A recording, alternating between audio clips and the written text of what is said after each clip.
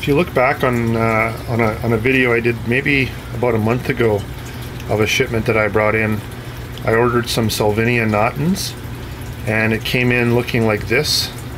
They sent me about 100 of them,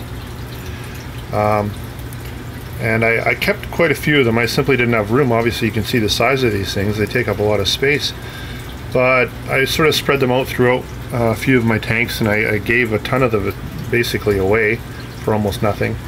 And actually what ends up happening, how these things reproduce, it's kind of interesting. I don't know how they grow them in the nursery or whatever, but what happens is they end up sort of putting off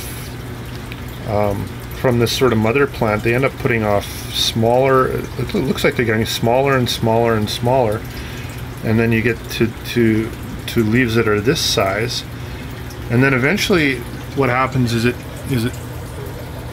goes into something like this, which is basically oops,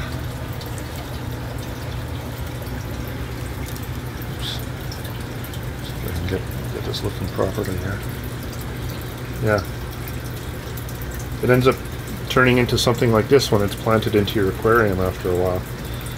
So I'm going to keep this around for the winter anyways.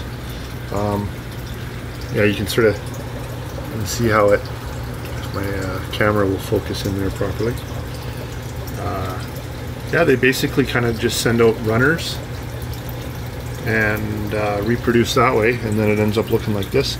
So if you're looking for a floating plant that's not as huge as the one I just had, this is a nice option too.